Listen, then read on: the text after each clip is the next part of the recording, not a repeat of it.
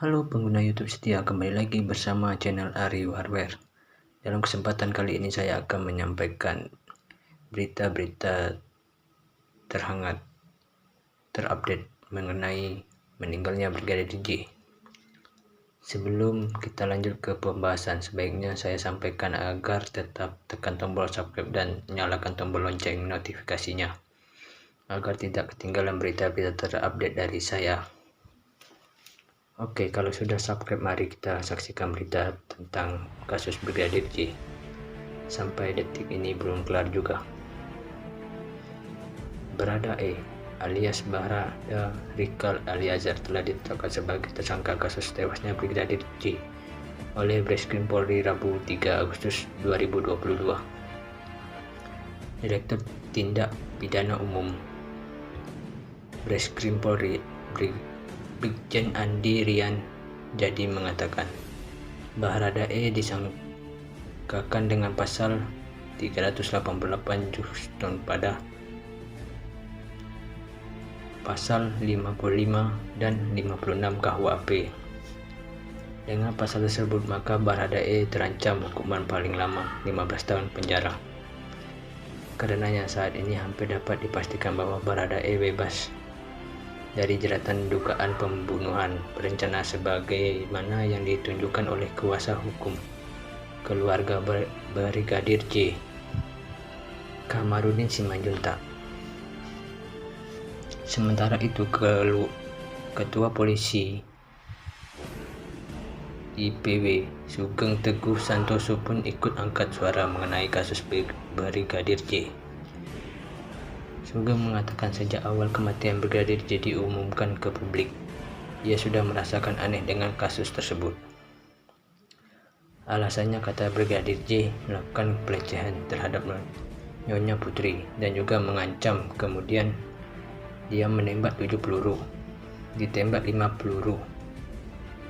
Ini sudah aneh, kata Sugeng. Sugeng mengaku saat kasus itu diumumkan ke publik, ia langsung mendapatkan informasi mengenai luka sayatan di wajah Brigadir J. Melihat luka-luka di tubuh Brigadir J, ia menilai hal tersebut tidak sesuai dengan informasi yang disampaikan oleh pihak kepolisian, termasuk mengenai adanya baku tembak antara Brigadir J dan Baradae di rumah mantan Kadif Propam Polri Irjen Sambo pada Jumat 8 Juli 2022.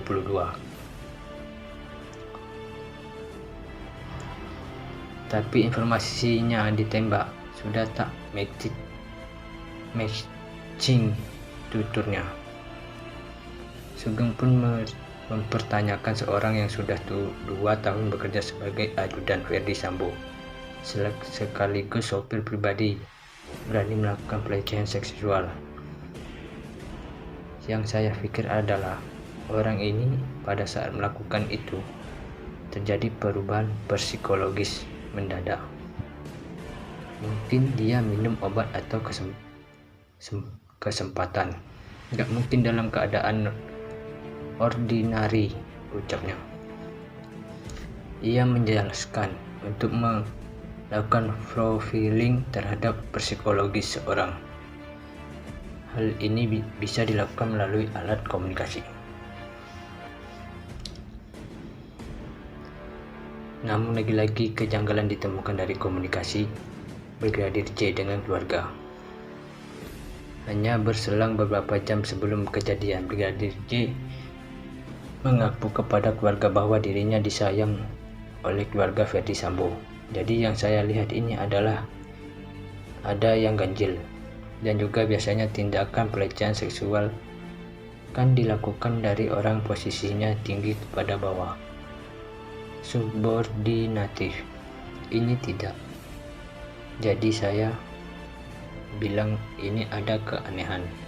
Makanya saya bilang 2. Tim gabungan pencari fakta dan non-aktif Verdi Sambo, ujarnya.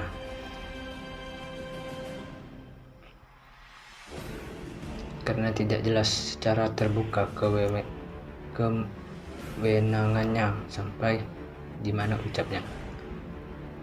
Lebih lanjut, Sugeng mengungkapkan ada dua luka tembak dan bekas penganiayaan di tubuh Brigadir J.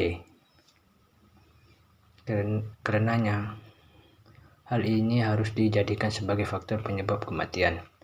Dia menembak 7 peluru ditembak mati, kemudian di luka mungkinnya nggak matching, sudah mati kok, ungkapnya.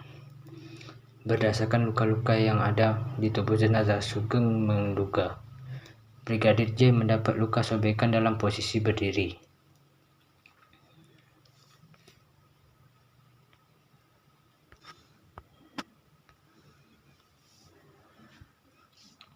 Ia curiga hal itu dilakukan oleh pelaku dengan rasa jijik dan amarah, sehingga Brigadir J sengaja disayat dari jarak dekat. Jadi info dia melakukan 7 tembakan kira-kira logis enggak?